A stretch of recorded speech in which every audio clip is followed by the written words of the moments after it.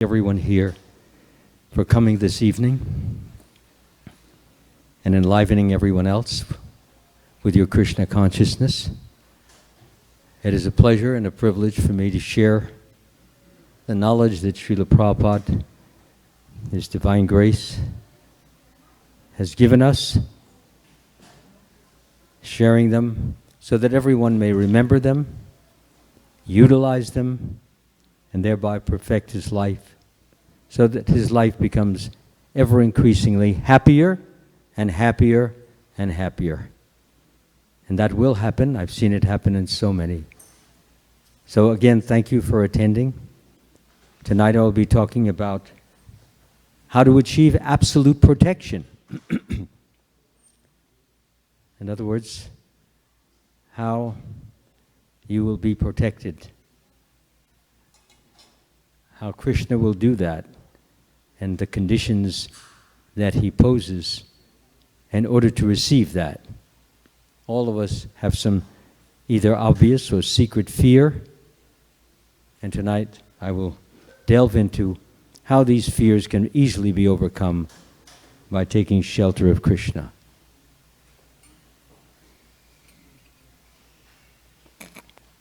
Just one further announcement, and that is if there are children and the children begin to make noise, shout out, scream out, cry out, and distract everyone else, then the children should be brought out.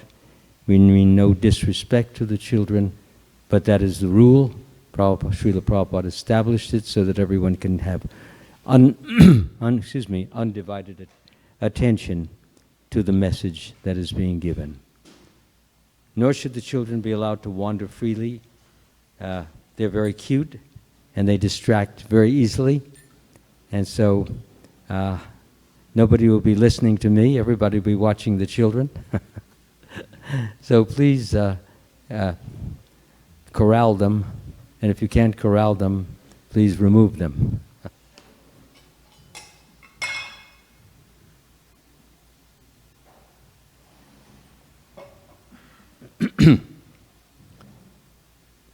When we sing the Jai Radha Madhava prayers, sing them loud and strong from your heart. Let Krishna know how much you love him, how much you care for him, how much you want to serve him. And that should be done through your heart, expressing through your voice. Can we not have the talking in the background? Thank you.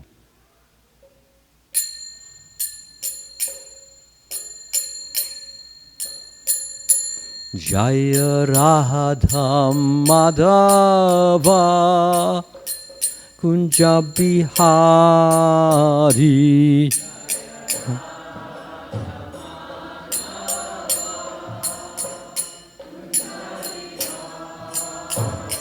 Jaya Radha Madhava Kunja Bihari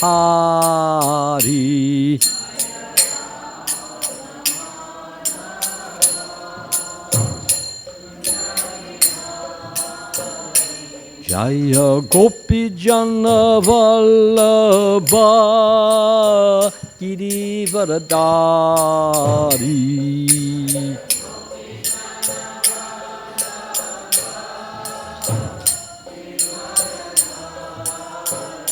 Jaya Gopi Jana Vallabha Girivaradari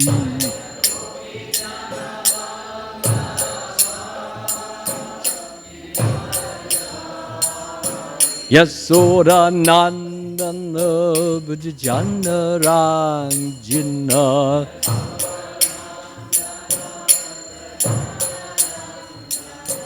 Yasoda Nandana Vajjana Ranjana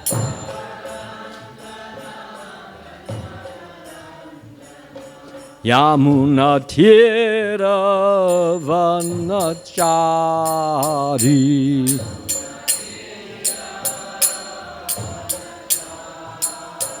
Yamuna Tira Vanachari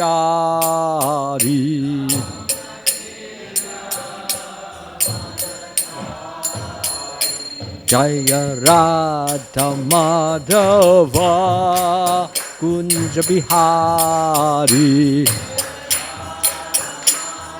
Come on, pick it up over here.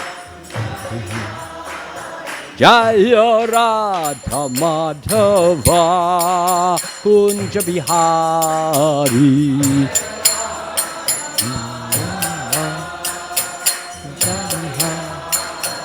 Jaya Gopi Jana Vallabha Girivaradari. Gopi Jana.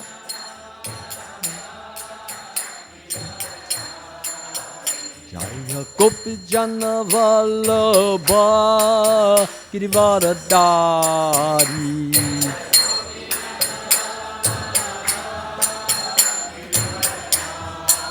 Yasoda Nandana Vijana Ranjana. Yasoda Nandana Vijana Ranjana. Yamuna Tera Vanachari. Yamuna Tera Vanachari. Jaya Radha Madhava Kunja Bihari. Jaya Radha Madhava Kunja Bihari. Jaya Radha Madhava Kunja Bihari. Radha Madhava Kunja Bihari. Jaya Gopi Jana Vallabha Girivaradari.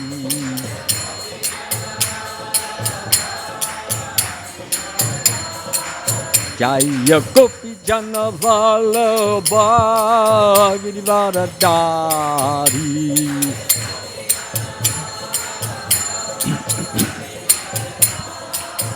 Jaya Gopi Jana Vallabha Girivaradari.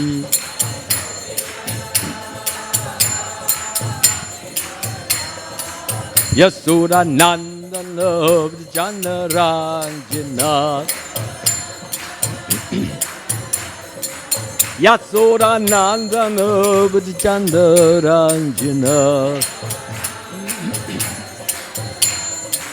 Yamuna Tera Vanachari.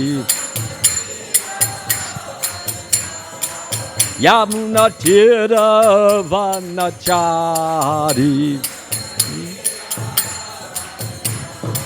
Hare Krishna, Hare Krishna, Krishna Krishna, Hare Hare. Hare Rama, Hare Rama, Ramu Ramu, Hare Hare. Hare Krishna.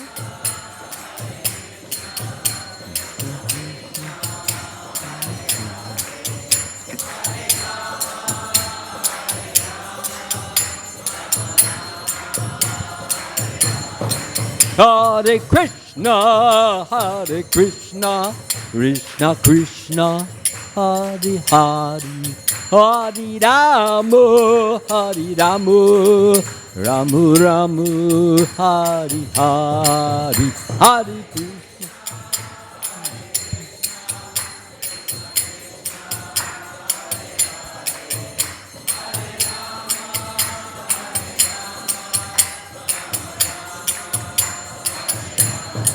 Jaya Prabhupada, Jaya Prabhupada, Jaya Prabhupada, Jaya Prabhupada.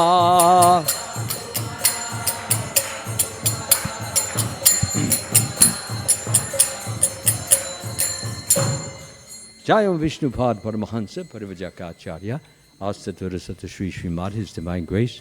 A.C. Bhaktivedanta Swami Srila Prabhupada Ki Jai. ISKCON Founder Acharya Srila Prabhupada Ki Jai. All glories to the assembled devotees. All glories to the assembled devotees. All glories to the assembled devotees. And all glories to Sri Sri Guru and Gauranga. Namo Vishnu Padaya Krishna Prasthaya Bhutale Srimati Bhakti Vedanta Swami Iti Namane Namaste Saraswati Devi Gaudavani Pacharane Nidavishesha Shunyavadi Paschit Dhanane Om Namo Bhagavate Vasudevaya Om Namo Bhagavate Vasudevaya Om Namo Bhagavate Vasudevaya.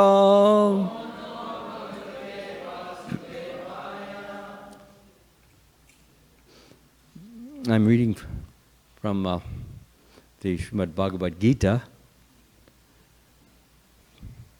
chapter 18, text 57.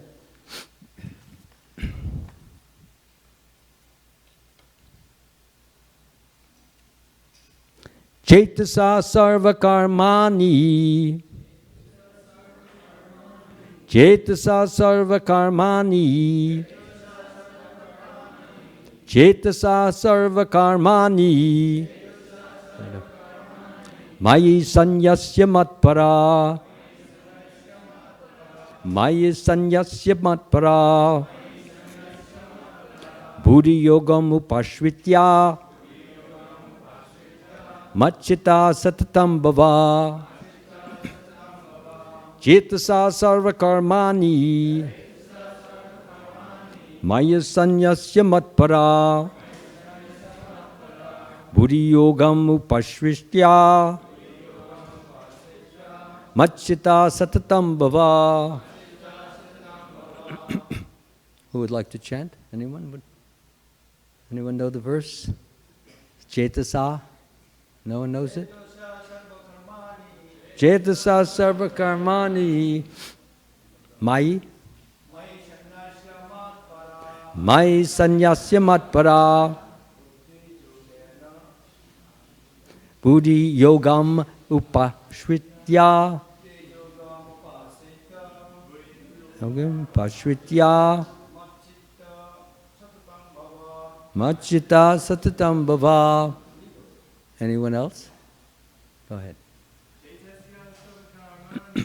Cetasa sarva karmani Maya sanyasya patmara matpara Buddhi yogam upashvitya Machita satatam bhava. Anyone else? No? Okay, I'll give the translation now. In all activities, Krishna is saying to Arjuna, sorry, in all activities just depend upon me and work always under my protection. In such devotional service, be fully conscious of me. Please repeat, in all activities, just depend upon me and work always under my protection. In such devotional service, be fully conscious of me. Now, I will read the purport in just a few seconds, but I want to read the second part of that translation, which is the next verse, which we will not be doing because it has its own purport and we only have so much time. The translation is, Krishna continues, if you become conscious of me, you will pass over all the obstacles of conditioned life by my grace.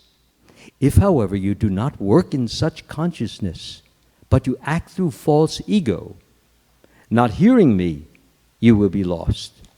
Now, coming back to the purport of the first verse. Purport is by His Divine Grace, Srila Prabhupada Ki. Excuse me.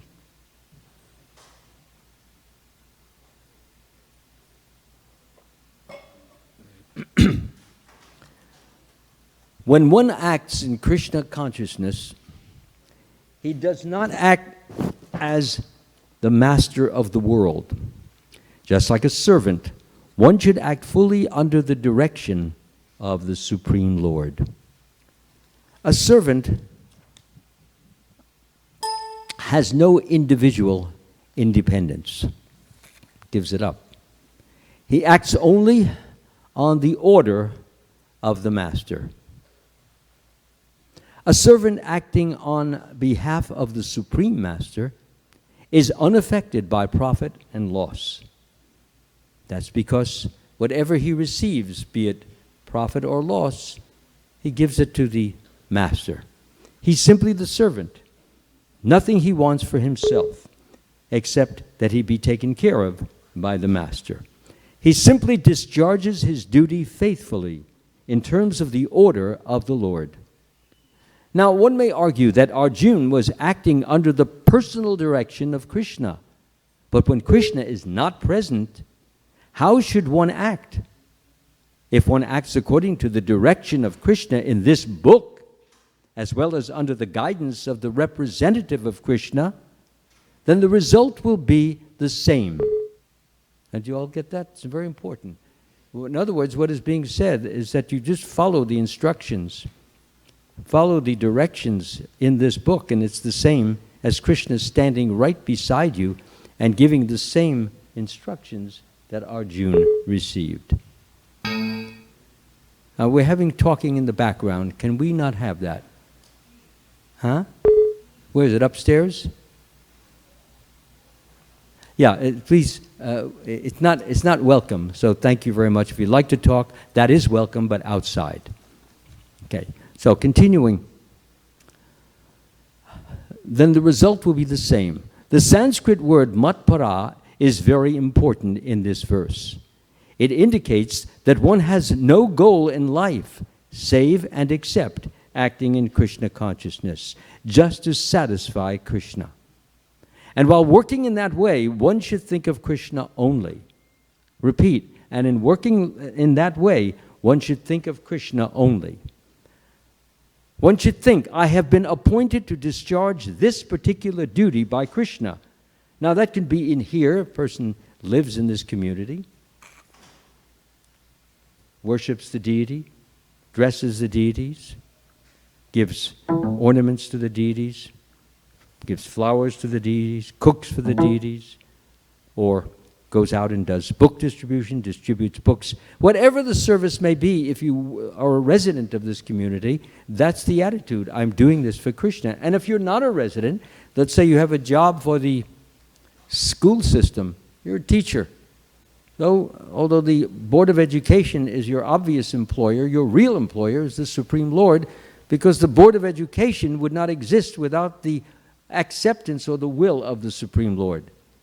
It is Lord who gives earth, water, fire, air, ether, and from these elements comes food and clothing and shelter and so many things. So therefore we're all really servants of the Lord, whether we acknowledge it or not, whether we accept that or not. It's just a fact, because nothing comes without His will. Nothing comes without His grace. And if we don't have that, as it occurs in so many different parts of the world, many people don't eat, many people don't have a shelter, many people's clothing is shred-bare, hardly just tatters. It can happen. It is a result of what we call negative karmic reaction. So Krishna gives in certain areas and He doesn't give in other areas according to the merits of the individuals in those areas. While acting in such a way, one naturally has to think of Krishna. That's the main point. This is perfect Krishna consciousness. One should, however, note that after doing something whimsically, he should not offer the result to the Supreme Lord. That sort of duty is not in the devotional service of Krishna consciousness. Somebody should go and please have that stopped. Thank you very much. One should act according to the order of Krishna. This is a very important point. That order of Krishna comes through disciplic succession. How many of us know what disciplic succession is? Raise your hand if you know. Looks like most of you don't know. Okay, so some of you are disciples and therefore you understand. First of all, a succession means one comes after another. That's what succession means. It's like, here's the first one, here's a second one. If I have another one, a third, a fourth, a fifth. That's a succession of cartels, okay? So a disciplic succession means a succession of disciples. So for example, I'm a disciple of Srila Prabhupada, and then eventually when I make disciples of my own, so then they will be my disciples, and then they will make disciples, and then those persons who become their disciples, they will be the disciples of that person. So it's a succession of persons who get initiated. Okay, that's what disciple means. It means that you go through a process it's a process of spiritual activities and spiritual teachings and spiritual understandings. And after a certain period of time, usually it's about a year, one receives first initiation. First initiation means that you get a new name which identifies you as a connected person, a person who's connected consciously to Krishna and who receives the blessings and grace of your spiritual master in addition to Krishna. As it is said in the prayers we sing every morning, by the grace of the spiritual master, one receives the benediction of Krishna. Without the grace of the spiritual master, one cannot make any advancement. Therefore, one should offer one's respectful obeisances unto the spiritual master at least 3 times a day. So the reason we do that is because without the grace of the spiritual master, one cannot make any advancement. And if we begin committing offenses against the spiritual master, we may not last very long in the spiritual path. Krishna is very gracious, very kind. He will tolerate only so much, but after a certain period of time, he can throw you back into the material world and you experience the sufferings of the material world. So I mentioned something above here. I'll explain it in just a moment. Om Agyanat Timirandasya Gananjana Shalakaya Chakshur Unmaditam Yena Tasmai Shri Guruve Namaha. I was born in the darkness of ignorance, and my spiritual master opened my eyes with the torchlight of knowledge. I offer my humble obeisances unto his lotus feet. With great gratitude and great affection. If one gets a bona fide spiritual master and acts according to his direction, then one's perfection of life in Krishna consciousness is guaranteed. So that's the important point. It was mentioned over here, a little above, where it says, that sort of duty is in Krishna consciousness is not wanted. What kind was that? It said, one should, however, note that after doing something whimsically, he should not offer the result to the Supreme Personality of Godhead. So something whimsically is not generally in accordance with the regulations of the scriptures. For example, let us just say a person doesn't have any money, he's been out of work for 2 years, but he wants to make a nice donation to the temple. It's Janmashtami. He doesn't have any money, maybe a few pennies, but he wants to make a nice big donation. He feels that Krishna really deserves it. So what he does is he decides that he will get it some way or another. So he goes to the toy shop and he buys a toy gun, and then he also buys a mask to make him look different than what he actually is. And he goes to the Chase Bank down the block, and he puts the mask on, and he puts the gun in his pocket, and then he approaches the teller and says, I want all the money in your cash box there, so let's go, fast, and just put it in this bag. So she's putting it in. She's not going to protest, the usual procedure. So then what he does is that he gets this $4,000 or $5,000 in the bag, and he goes out. And somebody watches him when he gets into the car and sees the license plates. Anyway, he drives away. He comes to the temple. I'm not saying this is a real situation. I'm just saying that nobody should do this kind of whimsical activity, okay? I'm trying to be preventative, as they say, proactive. So he puts it in the Kunti box, and so he makes his donation, and even puts his name down on, like you see all the names back there. He puts his name down, $5,000. So when he comes to the temple, they read out his name, and he feels very proud. He feels very glorious, very uplifted. Everybody knows that he gave the biggest donation. This is called whimsical giving. And the unfortunate part is generally the pleasure that he gets is not going to last long because somebody did see the license plate. And they tracked the license plate, and they tracked the car. And when he came out and offered his prayers and offered his thanks to everybody who congratulated him, he walked out, and there were 5 policemen ready to arrest him and put him and lock him up and charge him with robbery.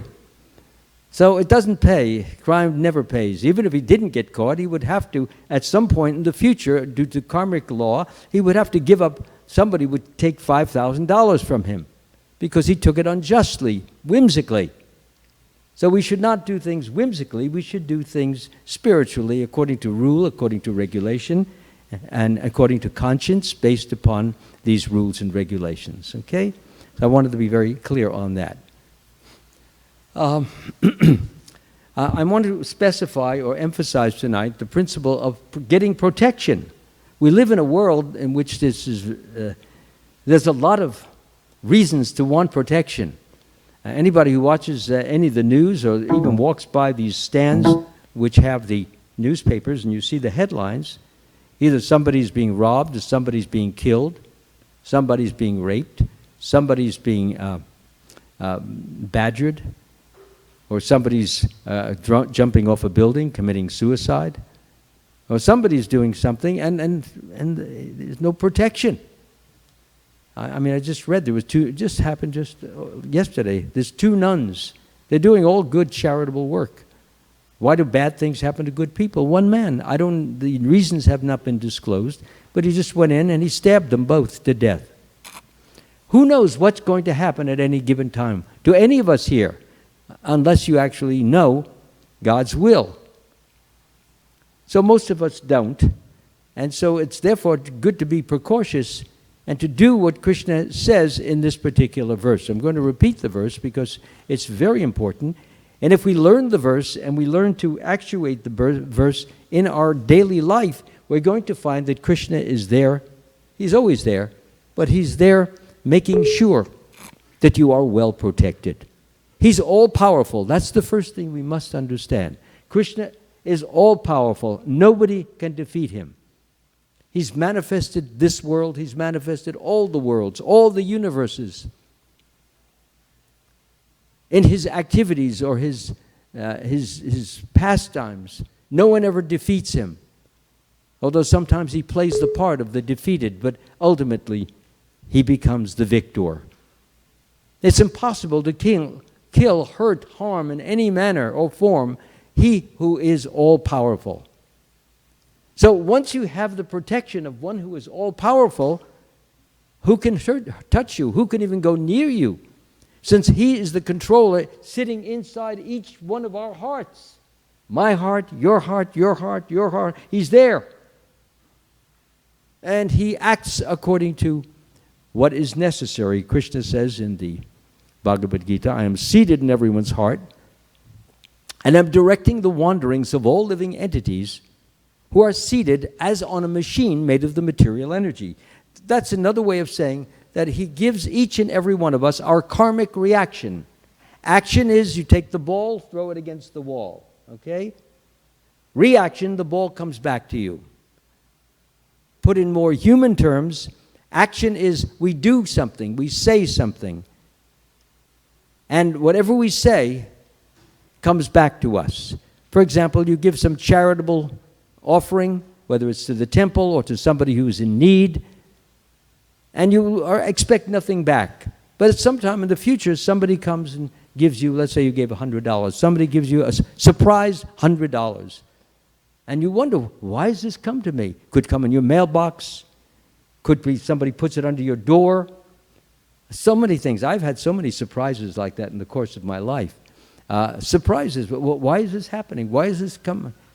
But these things are the reaction, the ball coming back. Sent the ball out, sent the charity out, get it back. Similarly, if you send out some wrong, evil, or sinful acts, you harm somebody, you rob somebody, or you upset somebody, you insult somebody, you condemn somebody, you criticize somebody unjustly, So that comes back. Someday you're walking in the street, and suddenly somebody calls you a fool, or says, you know, your nose is a little long. He says, you know, you got a stupid-looking nose. Out of nowhere. Or you're on the train, and the person says, you know, you're real ugly. Says like that. So you don't say anything, but if you've got a short fuse, you say, well, you're even uglier. So he says, you really think so? I said, I know so. Really? Well, you're going to look really ugly once my fist gets full right in your face. So then it starts, and it escalates into a brawl, and the result is nobody benefits. But that's the karmic reaction that you got from throwing an evil ball out, and you got the evil ball back. Is that all clear to everyone here? That what goes out comes back. It's called the law of justice. The scales have to be balanced. When the scale is like this, you have to balance it up this way. And the way you balance the scale is nature takes care of that. Now, there are three kinds of distress or misery. That which comes from our own body and mind, that which comes from other person's bodies and minds, and that which comes from nature or the demigods. So that which comes from your own body and mind, we sometimes think it's just happening, it's just an accident, it's just my bad luck, but it's not. For doing wrong things, bad things, evil things, sinful things, harmful things, these reactions that I spoke of can come in different ways. They can come within your own body. You wake up one morning without any provocation, your back is bothering, really hurting. Oh, my back, how am I going to get to work today? Oh, my shoulder, oh, my head is a headache, it feels like 10 tons. These do not come by mere accident. They are coming as a result of things we have done. That's why it is very important to read this Bhagavad Gita regularly and implement or apply the principles in the Bhagavad Gita so that whatever we throw out into the atmosphere, into the world, will come back to us as something pleasant, something peaceful, something truthful, something kind, something likable. And that way, when we have the least amount of unlikable things coming to us, our mind remains peaceful, it remains calm, it remains controlled, and you're able to do your devotional activities and devotional service. Okay, does that make a lot of sense? That if you don't throw evil out, if you don't throw sin out, you don't perform these things, they're not going to come back to you in the form of pain and suffering and distress and anxiety and uncertainty and doubt and confusion. All that comes from wrong thinking, wrong acting, wrong doing. Okay? So if we want a good future, we plant the good future today by acting in a way that will be or beget peace and joy and steadiness. So those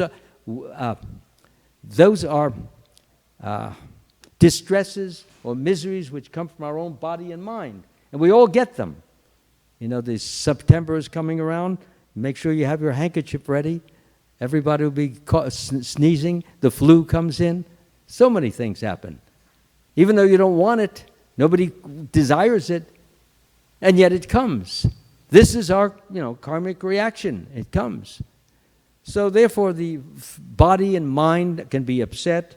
You can talk to a person who's very jittery, very anxious, full of stress, full of uncertainty, and after a half hour of the person, you have anxiety, you have uncertainty, you have doubt, you have confusion. Before you didn't have it before you talked to. Same thing if you associate with a person who's peaceful, who's calm, who's controlled, who's charitable, who's considerate, who's thoughtful, who's loving. A person like that, you feel very peaceful and uplifted, and all you want to do is do nice things for the Supreme Lord. And then there are miseries which come from the natural disturbances, earthquakes, tornadoes, big floods like they had in, where was it, Louisiana. They just had those big floods there. Those things don't come by, they don't come by accident. It seems like an accident. It seems like just bad luck. It is bad, but it's not luck. It's simply getting back what you sent out. The ball went out. It was a very dirty ball. And that dirty ball came back and hit us, took away our house, took away all of the wonderful memorabilia, took away the car. You sometimes I see the cars are turned over by the rushing waters, and they go just floating down into the ocean. There goes your car. It's a horrible situation. My car. And then it's just into the ocean. You can say bye-bye to that. And I don't know if you better have good insurance to cover that.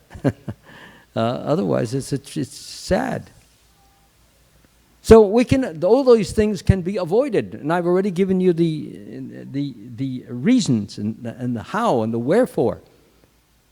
We need to always be performing devotional activities, because devotional activities have been established by Krishna and have been given in disciplic succession to the spiritual masters like Srila Prabhupada, and he has brought these ideas to us and taught them to us and helped us to share the ideas with others. That's why we do this book distribution. We go out and we give out the books. We tell people about what's in the books. We tell them that they can become more peaceful and happy and joyful and steady and controlled, and that their miseries can become less and less and less until they actually have no miseries. You're always in ecstasy. That may not be believable, but it's a fact where you can always, when we are totally absorbed in Krishna, as he says in the wonderful verse, engage your mind always in thinking of me, become my devotee, offer obeisances, worship me, thus completely absorbed in me, you will come to me. And what happens when you come to Krishna? He says, as they surrender unto me, I reward them accordingly. What's the reward? Well, Krishna gives us, by following his instructions, he gives us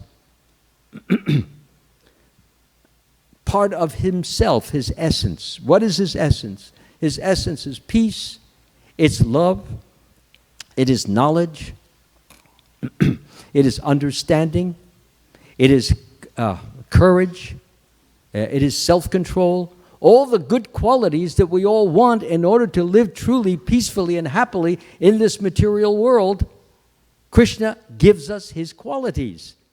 It's like if I shake your hand, okay? Your hand is cold, mine is warm. Well, you're going to feel the warmth of my hand, and therefore your hand's going to become a little warmer. Similarly, when we chant Hare Krishna, Krishna Krishna, Hare Hare, Hare Rama, Rama Rama, Hare Hare. When we chant Hare Krishna, we are associating with the Supreme Lord. He's in the name. Yeah, that's said, right? Lord Chaitanya mentions that Lord Krishna, oh my Lord, your holy name alone can render all benediction to living beings, and thus you have hundreds and millions of names like Krishna and Govinda. In these transcendental names, you have invested all your transcendental energies. There are not even hard and fast rules for chanting these names. Oh my Lord, out of kindness, you enable us to easily approach you by your holy names, but I am so unfortunate that I have no attraction for them. Well, that's all of us. Most of us have no attraction for the name because it's just Hare Krishna, Krishna Krishna, Hare Hare. So it's just names, but when we begin to experience the bliss, the peace, the strength, the love, the happiness, the courage which comes from repeated chanting, then you start to gradually fall in love with the name, knowing it's non-different from Krishna. It becomes like something so memorable, so truly enjoyable, something so hypnotic, so to speak. You just want to go on chanting it because it's doing you so much good. You're feeling so much better. People, in order to get rid of their anxiety and confusion or their hallucinations, they often have to take medications. And so, but when you take the medication of the holy name, and you chant it on a regular basis, then the basis, what will happen as a result is that we become naturally more and more peaceful because Krishna is manifesting more and more through us. So the miseries which come from our own body and mind, they become lessened. That's because Krishna is there. He can make you terribly diseased, or he can make you no diseased. There's an interesting story in the Chaitanya Charitamrita. There was one particular envious person.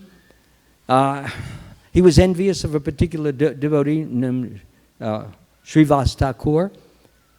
He and all his Vaishnava friends, they were singing Hare Krishna throughout the night. And he was very envious. He hated him because he didn't want him to be honored or glorified. So what he did is he took some offerings and put it on a plate. These offerings were for goddess Kali, and they were things which are not the same things that you give to a Vaishnava. These had meat on it and wine on it and red different types of substances on it. And so he left it at the doorway of Srivas Thakur. When Srivas Thakur came out and he saw this, he saw that somebody had played a prank on him. And his friends then came along, and he said to his friends, because he did not get upset, he did not get disturbed. He knew what he was. He knew that nobody could shake his confidence and his love for God. And he said to his friend, look, I'm a worshiper of Kali. Just see. Kali is really heavy duty. She kills all the demons. Anyway, that's just one of her many things. But she's also in charge of the illusory energy. So he says, take a look. I'm a worshiper of Kali. So his friends knew that he was not. They said, who has done this? He said, I don't know, but now you know me for what I am. You know, he was like that. So they said, no, we know you for it. Well, let's clean this garbage up, and they get rid of it and so forth. Well, here's what happened to the man who tried to play this horrible, offensive trick, try to ruin the reputation of a particularly very well-known and very esteemed Vaishnava. What happened to him is that the next day he fell ill with leprosy. His nose, his fingers, pus coming from all over, a stench which you don't even want to get near such a person. That's why they generally live in their own little colonies. So what happened is that he went on to the beach of the Ganges River, and he saw Lord Chaitanya Mahaprabhu. And he said, oh, Lord, please help me, save me. Well, the Lord is omniscient, remember? The Lord knows everything. So he said, save me. Look what has happened to me. So the Lord said, you have committed a horrible offense against Srivas Thakur. Why have you done this? He says, nothing. No, I will not excuse you. I will not forgive you. I will worsen you because you have not even apologized to him. You have not even asked forgiveness for him. Therefore, you will suffer like this for millions of years. And he walked off. This is God's wrath. Real heavy-duty wrath. So this was the wrath of the Lord. Anyway, interesting what happened is several months later, the Lord was walking on the Ganges bank again, and whom should he meet but this same Gopal Chapal? And he saw him, and Gopal Chapal had a different tune. He had a different mood. He had been suffering for many months, and it's painful. And he threw himself at the feet of Lord Chaitanya. He didn't demand, please cure me. You know, you're the father of everyone. You have to treat us equally. He didn't say that. He said, my Lord, I'm so sorry. I should not have done that. And he threw himself at the feet. He said, all I ask is you please save me. Make me into a better person. Help me. So the Lord saw that he had changed, that he had now become more kindly, more sweeter, more compassionate, more understanding, and more thoughtful and conscientious. So the Lord said, he said, well, here's what I'll do. You go to Srivas Thakur, whom you offended. You committed that terrible offense, and you go and you apologize to him, and you beg for his forgiveness, and ask him if he wants anything, any service that you might want as a result of your attempt to harm his reputation. So immediately he took off and ran to Srivas Thakur's. He threw himself at the feet of Srivas Thakur and said, I'm so sorry, I never should have done this. Please forgive me. I beg this. I am suffering so terribly as a result. So Srivas Thakur says, I never even thought about it. Quite frankly, I laughed it off. But if you ask to be forgiven, then I'll be happy to do that. So he forgave him. And sure enough, in a few days, the leprosy disappeared. So you can see the Supreme Lord does not have an axe to grind with anyone. He loves us all. We are his children.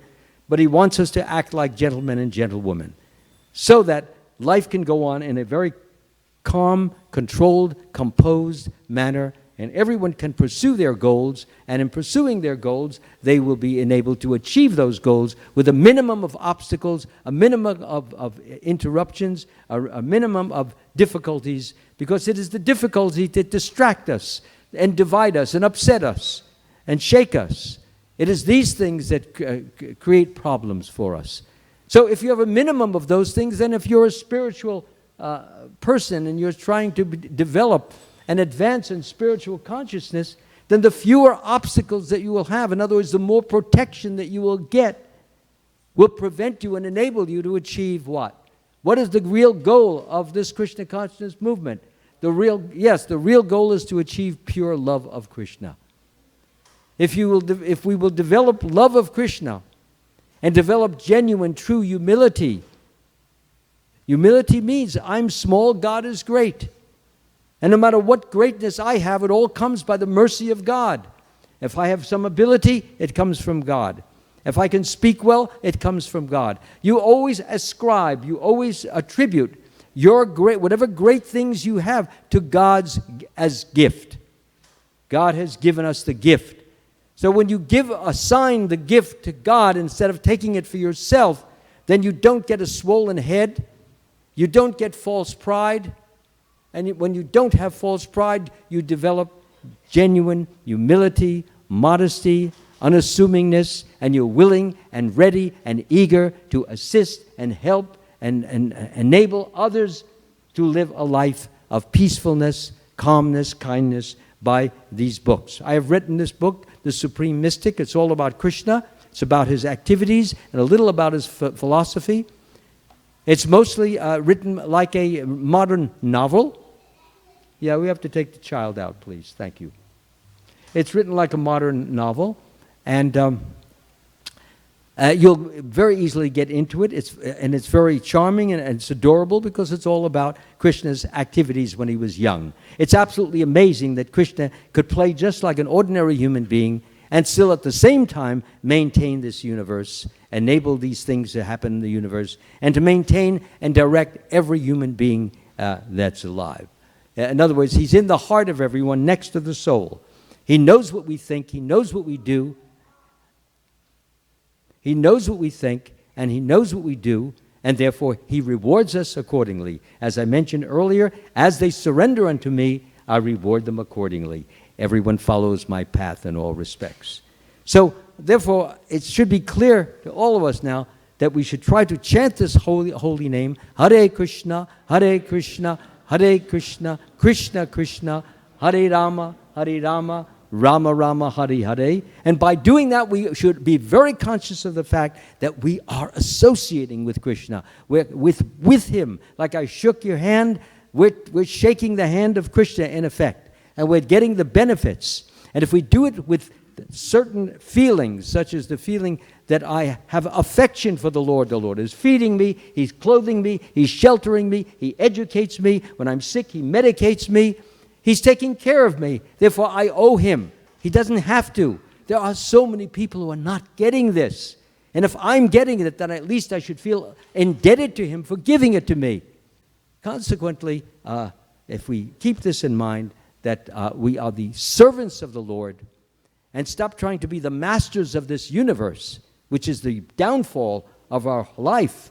But if we are the servants of the Lord, and we try to assist him in the fulfillment of his mission, then we will be happy, we will be satisfied, we will be fulfilled, we will be ecstatic, we will be peaceful, we will be blissful, and we will be flooded with love so much that we will just want to give it out, not only to our relatives, our friends, our immediate family, but to the whole world, because we will feel Krishna in everything, everywhere, wherever we look, wherever we go. And if we feel Krishna everywhere, the one whom we love, the one whom we serve, the one whom we dote on, the one whom we look up to, we will always be happy.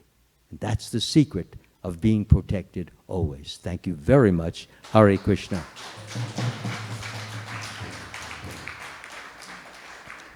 Are there any questions that any of you might have about some of the things that I've talked about? I would like to answer questions only related to today's talk.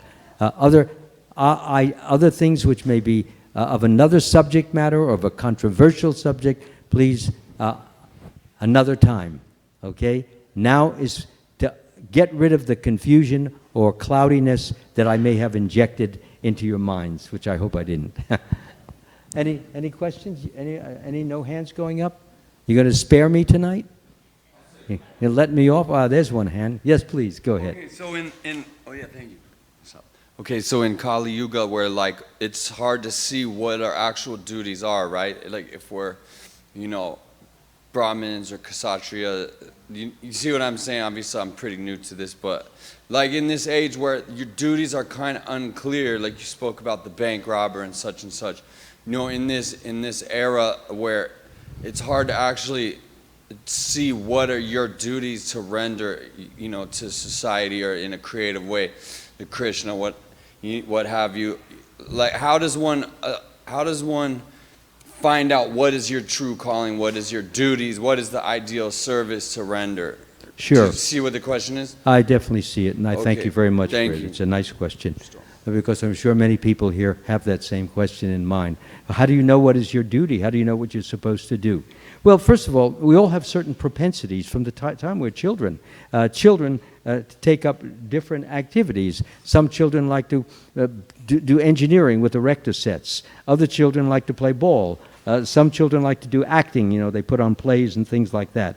So we all have tendencies, and as we grow up and we find that doing them gives us a certain amount of pleasure, and we also can give other people pleasure by the fact that we do them well because we have the tendencies. When we reincarnate, you see, from a previous life, we may have done those things previously and developed a certain amount of ability in those lives, and when we do them in this life, we pick up the skill quite freely. Just as we sometimes have child prodigies like 5 years old and the child is playing Mozart's or Beethoven's Fifth and things like that. It's unusual, but this is not the first time. They've done it before, and all they need is a little bit of stimulation, a little bit of activity in that particular discipline or that particular field or that particular particular subject, and it immediately triggers the past ability, so it comes up to the surface. I remember in school, there was always someone in the class. I was very bad at mathematics, but there was always someone who would understand these things like instantly, and it would take me like a half a day to understand it. You know? So, therefore, if we have a tendency, some of us are artists, some of us are musicians, some of us are accountants, some of us teachers, but whatever our tendency is, that pretty much is our duty. And if it's a tendency which we like and we can do something useful and beneficial for others with it, then we dedicate it to Krishna. This is my offering to you, Lord. I'm a teacher. I teach for you, Krishna. Okay, I'm a computer engineer. I compute engineer. I do these programs and software for you, Lord. So the idea is that a person will not do them for himself personally. He's doing for the person of God. And when God feels that this individual is lovingly serving him, then he expresses his love back to him, and that person feels more peaceful, more steady, and also gets a lot of inspiration and is enabled to do things that perhaps many others cannot do, or which he himself could not do previously to getting that kind of inspiration. So, therefore, if you have a tendency, just follow it. As they say, follow your dream. So follow that and continue doing it, but main thing is dedicated to the Supreme Lord, and you'll make spiritual benefit at the same time as making social benefit for the rest of the world. Okay? Thank you so much. Any other questions? No? Well, then I will release you to the prasadam room. Thank you very much. Hare Krishna.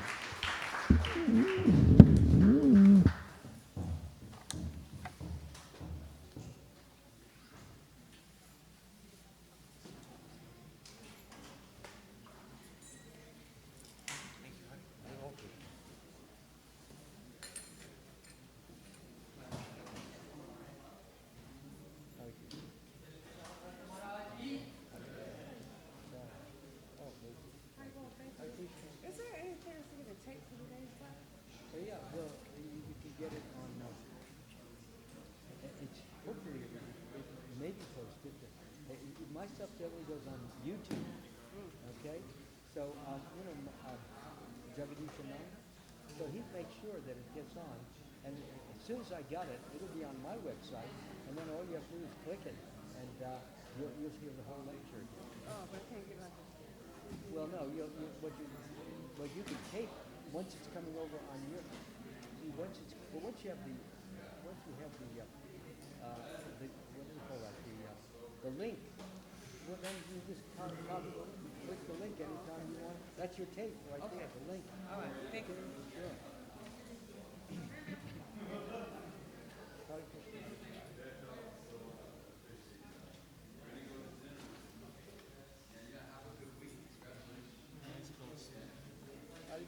How you go?